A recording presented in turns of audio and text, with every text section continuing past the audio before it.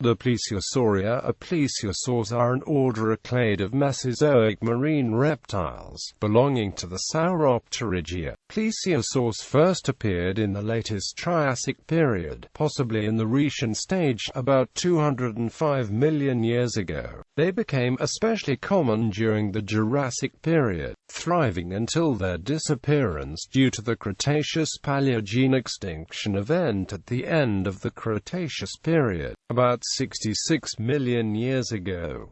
They had a worldwide oceanic distribution. Plesiosaurs were among the first fossil reptiles discovered. In the beginning of the 19th century, scientists realized how distinctive the build was and they were named as a separate order in 1835. The first plesiosaurian genus, the eponymous Plesiosaurus, was named in 1821. Since then, more than 100 valid species have been described. In the early 21st century, the number of discoveries has increased, leading to an improved understanding of their anatomy, relationships and way of life.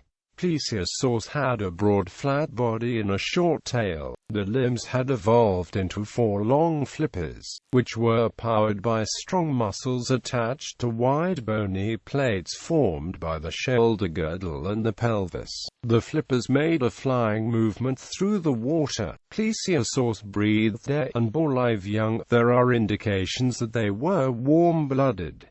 Plesiosaurs showed 2 main morphological types. Some species, with the plesiosauran build, had long necks and small heads. These were relatively slow and caught small sea animals. Other species, some of them reaching a length of up to 17 meters, had the plesiosauran build with a short neck and a large head. These were apex predators, fast hunters of large prey. The 2 types are related to the traditional strict division of the Plesiosauria into 2 suborders, the long-necked Plesiosauroidea and the short-necked Plesiosauroidea. Modern research, however, indicates that several long-necked groups might have had some short-necked members or vice versa. Therefore, the purely descriptive terms Plesiosauran and Plesiosauran have been introduced, which do not imply a direct relationship. Plesiosauroidea and Plesiosauroidea today have a more limited meaning. The term plesiosaur is properly used to refer to the Plesiosauria as a whole, but informally it is sometimes meant to indicate only the long-necked forms, the old Plesiosauroidea.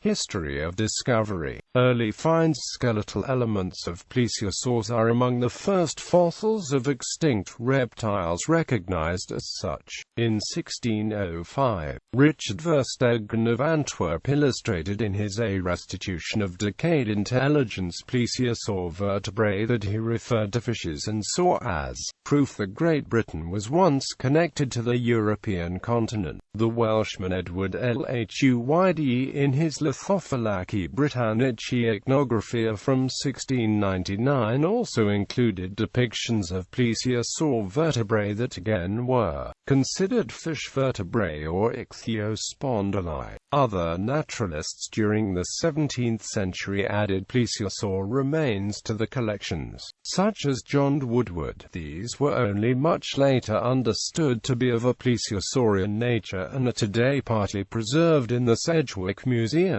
In 1719, William Stukely described a partial skeleton of a plesiosaur, which had been brought to his attention by the great-grandfather of Charles Darwin, Robert Darwin of Elston. The stone plate came from a quarry at Fulbeck and had been used, with the fossil at its underside, to reinforce the slope of a watering hole in Elston. After the strange bones it contained had been discovered, it was displayed in the local vicarage as the remains of a sinner drowned in the Great Flood. Stukely affirmed its diluvial nature but understood it represented some sea creature, perhaps a crocodile or dolphin. The specimen is today preserved in the Natural History Museum, its inventory number being BMNHR 1330. It is the earliest discovered more or less complete fossil reptile skeleton in a museum collection. It can perhaps be referred to Plesiosaurus.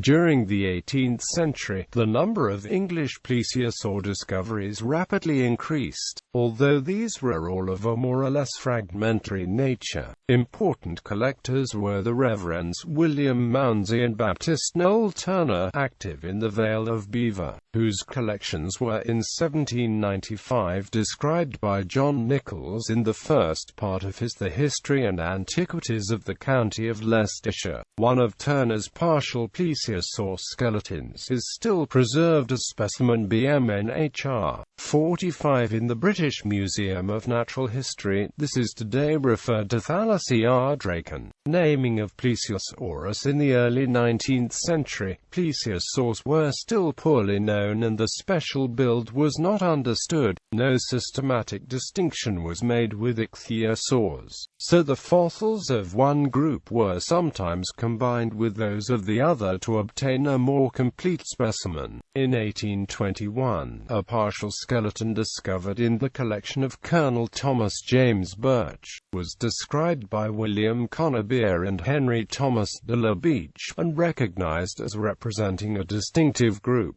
A new genus was named Plesiosaurus. The generic name was derived from the Greek pi lambda eta sigma iota omicron sigma, plesios closer to, and the Latinized saurus in the meaning of saurian, to express that Plesiosaurus was in the chain of being more closely positioned to the sauria than Ichthyosaurus, which had the form of a more lowly fish.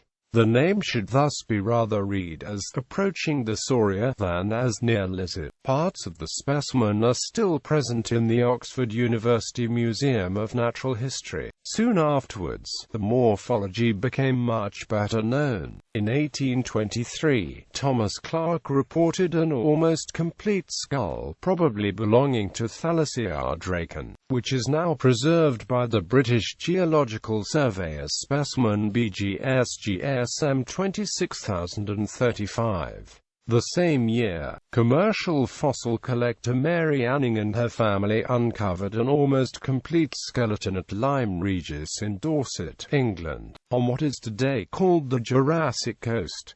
It was acquired by the Duke of Buckingham, who made it available to the geologist William Buckland. He in turn let it be described by Conybeare on 24 February 1824 in a lecture to the Geological Society of London. During the same meeting in which for the first time a dinosaur was named Megalosaurus, the two finds revealed the unique and bizarre build of the animals. In 1832 by Professor Buckland likened to a sea serpent run through a turtle. In 1824, Conybeare also provided a specific name to Plesiosaurus dolichoderus, meaning long neck. In 1848, the skeleton was bought by the British Museum of Natural History and catalogued as specimen BMNH 22656. When the lecture was published, Conybeare also named a second species, Plesiosaurus giganteus. This was a short-necked form later assigned to the Pleosauroidea. Plesiosaurs became better known to the general public through two lavishly illustrated publications by the collector Thomas Hawkins, Memoirs of Ichthyosauria and Plesiosauria of 1834 and the Book of the Great Sea Dragons of 1840.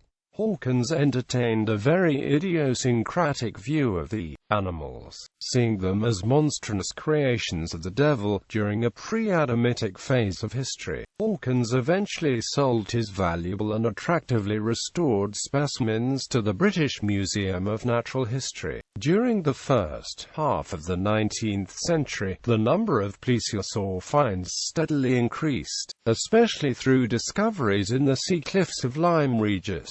Sir Richard Owen alone named nearly 100 new species. The majority of the descriptions were, however, based on isolated bones, without sufficient diagnosis to be able to distinguish them from the other species that had previously been described. Many of the new species described at this time have subsequently been invalidated. The genus Plesiosaurus is particularly problematic, as the majority of the new species were placed in it so that it became a wastebasket taxon. Gradually, other genera were named. Hawkins had already created new genera, though these are no longer seen as valid. In 1841, Owen named Plesiosaurus brachydierus. Its etymology referred to the earlier Plesiosaurus dolichodierus, as it is derived from pi lambda epsilon omicron sigma plios more fully, reflecting that according to Owen it was closer to the sauria than Plesiosaurus. Its specific name means with a short neck. Later, the Plesiosauridae were recognized as having a morphology fundamentally different from the Plesiosaurids. The family Plesiosauridae had already been coined by John Edward Gray in 1825. In 1835, Henry Marie Ducrotay de Blainville named the order Plesiosauria itself. American discoveries. In the second half of the 19th century, important finds were made outside of England. While this included some German discoveries, it mainly involved plesiosaurs found in the sediments of the American Cretaceous Western Interior Seaway, the Niobrara Chalk. One fossil in particular marked the start of the bone wars between the rival paleontologists Edward Drinker Cope and Othniel Charles Marsh. In 1867, physician Theophilus Turner near Fort Wallace in Kansas uncovered a plesiosaur skeleton, which he donated to Cope. Cope attempted to reconstruct the animal on the assumption that the longer extremity of the vertebral column was the tail, the shorter one the neck. He soon noticed that the skeleton taking shape under his hands had some very special qualities. The neck vertebrae had chevrons, and with the tail vertebrae the joint surfaces were orientated back to front. Excited, Cope concluded to have discovered an entirely new group of reptiles, the Streptosauria or turned saurians, which would be distinguished by reversed vertebrae and a lack of hindlimbs, the tail providing the main propulsion. After having published a description of this animal followed by an illustration in a textbook about reptiles and amphibians, Cope invited Marsh and Joseph Leidy to admire his new Elasmosaurus platyurus. Having listened to Cope's interpretation for a while, Marsh suggested that a simpler explanation of the strange build would be that Cope had reversed the vertebral column relative to the body as a whole. When Cope reacted indignantly to this suggestion, Leidy silently took the skull and placed it against the presumed last tail vertebra, to which it fitted perfectly. It was in fact the first neck vertebra, with still a piece of the rear skull attached to it. Mortified, Cope tried to destroy the entire edition of the textbook and, when this failed, immediately published an improved edition with the correct illustration but an identical date of publication. He excused his mistake by claiming that he had been misled by Leidy himself, who, describing a specimen of Chimoliosaurus, had also reversed the vertebral column. Marsh later claimed that the affair was the cause of his rivalry with Cope. He has since been my bitter enemy. Both Cope and Marsh in the rivalry named many plesiosaur genera and species, most of which are today considered invalid. Around the turn of the century, most plesiosaur research was done by a former student of Marsh, Professor Samuel Wendell Williston. In 1914, Williston published his Water Reptiles of the Past and Present. Despite treating sea reptiles in general, it would for many years remain the most extensive general text on plesiosaurs. In 2013, a first modern textbook was being prepared by Olivier Rieppel. During the middle of the 20th century, the USA remained an important center of research, mainly through the discoveries of Samuel Paul Wells.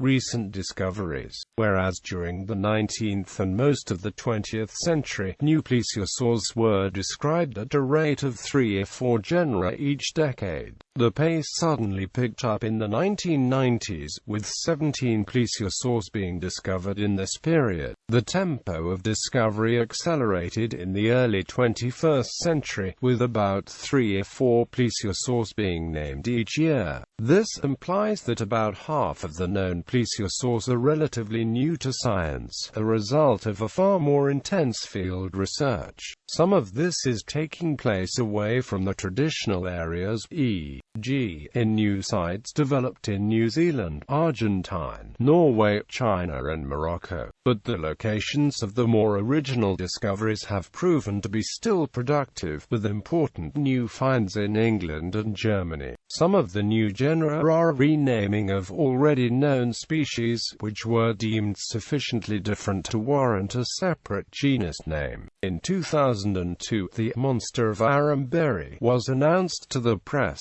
Discovered in 1982 at the village of Aremberry, in the northern Mexican state of Nuevo León, it was originally classified as a dinosaur. The specimen is actually a very large plesiosaur, possibly reaching 15 meters in length. The media published exaggerated reports claiming it was 25 meters long and weighed up to 150,000 kilograms, which would have made it among the largest predators of all time. This error was dramatically perpetuated in BBC's documentary series Walking with Dinosaurs, which also prematurely classified it as a Leopleurodon feryx. In 2004, what appeared to be a completely intact juvenile plesiosaur was discovered by a local fisherman at Bridgewater Bay National Nature Reserve in Somerset, UK. The fossil, dated 180 MA by the ammonites associated with it, measured 1.5 meters in length, and may be related to Romuliosaurus.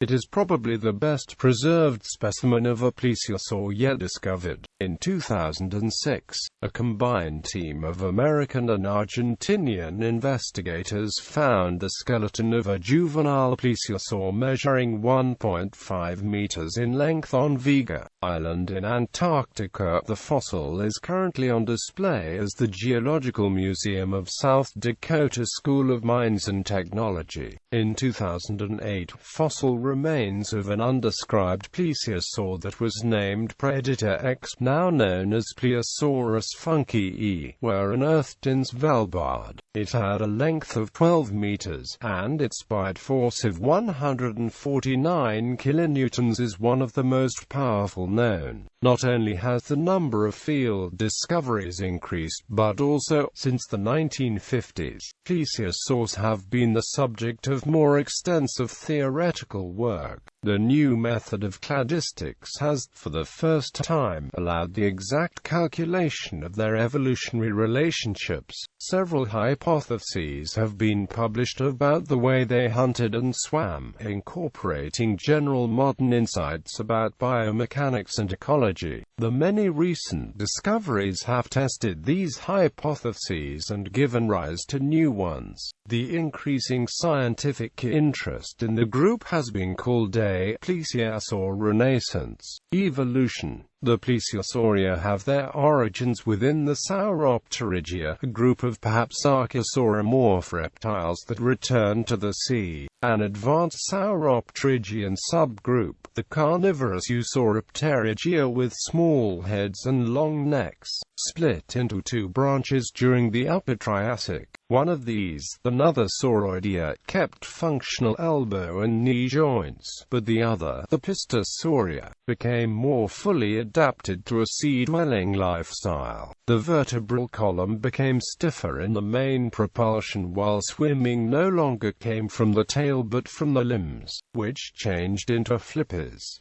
The Plesiosauria became warm-blooded and viviparous, giving birth to live young. Early, basal members of the group, traditionally called Plesiosaurids, were still largely coastal animals. The shoulder girdles remained weak, the pails could not support the power of a strong swimming stroke, and the flippers were blunt. Later, a more advanced Plesiosaurian group split off the Plesiosauria. These had reinforced shoulder girdles, flatter pelves, and more pointed flippers. Other adaptations allowing them to colonize the open seas included stiff limb joints, an increase in the number of phalanges of the hand and foot, a tighter lateral connection of the finger and toe phalanx series, and a shortened tail. For the earliest Jurassic, the Rhaetian stage, a rich radiation of plesiosaurs is known, implying that the group must already have diversified in the late Triassic. Of this diversification, however, only a few very basal forms have been discovered.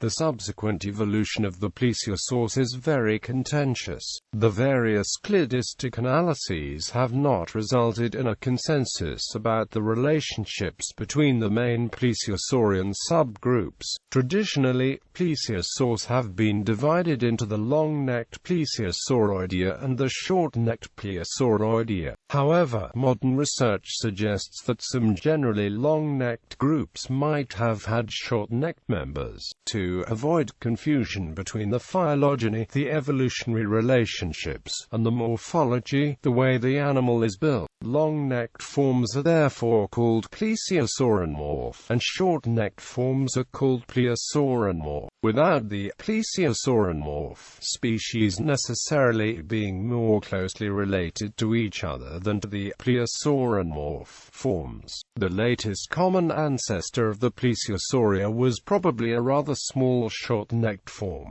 During the earliest Jurassic, the subgroup with the most species was the Rhoetian, a possibly very basal split-off of species which were also short-necked. Plesiosaurs in this period were at most 5 meters long. By the Paleogene, about 180 million years ago, other groups, among them the Plesiosauridae, became more numerous and some species developed longer necks, resulting in total body lengths of up to 10 meters. In the middle of the Jurassic, very large Plesiosauridae evolved. These were characterized by a large head and a short neck, such as Leopleurodon and Cymelests. These forms had skulls up to 3 meters long and reached a length of up to 17 meters and a weight of 10 tons. The plesiosaurids had large conical teeth and were the dominant marine carnivores of the time. During the same time, approximately 160 million years ago, the Cryptoclididae were present, shorter species with a long neck and a small head. The Leptoclididae radiated during the early Cretaceous. These were rather small forms that, despite the short necks, might have been more closely related to the Plesiosauridae than to the Plesiosauridae. Later in the early Cretaceous, the Elasmosauridae appeared. These were among the longest plesiosaurs, reaching up to 15 meters in length due to very long necks containing as much as 76 vertebrae, more than any other known vertebrate. Plesiosauridae were still present, as is shown by large predators, such as Kronosaurus. At the beginning of the late Cretaceous, the Ichthyosauria became extinct. Perhaps a plesiosaur group evolved to fill the niches. The Polycotylidae, which had short necks and peculiarly elongated heads with narrow snouts. During the late Cretaceous, the Elasmosaurids still had many species. All plesiosaurs became extinct as a result of the Kati event at the end of the Cretaceous period, approximately 66 million years ago. Relationships in modern phylogeny. Clades are defined groups that contain all species belonging to a certain branch of the evolutionary tree. One way to define a clade is to let it consist of the last common ancestor of two such species and all its descendants. Such a clade is called a note clade. In 2008, Patrick Druckenmiller and Anthony Russell in this way defined Plesiosauria as the group consisting of the last common ancestor of Plesiosaurus, Dolichoceras and Peloneustes and all its descendants. Plesiosaurus and Peloneustes represented the main subgroups of the Plesiosauroidea and the Plesiosauridae and were chosen for historical reasons. End any other species for these groups would have sufficed. Another way to define a clade is to let it consist of all species more closely related to a certain species that one in any case wishes to include in the clade, than to another species that one to the contrary desires to exclude. Such a clade is called a stem clade. Such a definition has the advantage that it is easier to include all species with a certain morphology. Plesiosauria was in 2010 by Hilary Ketchum and Roger Benson defined as such a stem-based taxon. All taxa more closely related to Plesiosaurus dolichoderus and Plesiosaurus brachyderus than to Augustosaurus hagedorni. Ketchum and Benson also coined a new clade Neo-Plesiosauria, a node-based taxon that was defined by as Plesiosaurus dolichoderus, Plesiosaurus brachyderus, the most recent common ancestor, and all of its descendants. Neo-Plesiosauria very likely is materially identical to Plesiosauria sensu Druckenmiller and Amp. Russell and was meant to be a replacement of this concept. Benson et al. Found the traditional Plesiosauridia to be paraphyletic in relation to Plesiosauroidea. Romuliosauridae was found to be outside Neo-Plesiosauria, but still within Plesiosauria. The early Carnian Pistosaurbobosaurus was found to be more advanced than Augustosaurus in relation to the Plesiosauria, and therefore it represents, by definition, the oldest known plesiosaur. This analysis focused on basal plesiosaurs, and therefore only one derived plesiosaurid and one cryptoclidian were included, while elasmosaurids weren't included at all. A more detailed analysis published by both Benson and Druckenmiller in 2014 was not able to resolve the relationships among the lineages at the base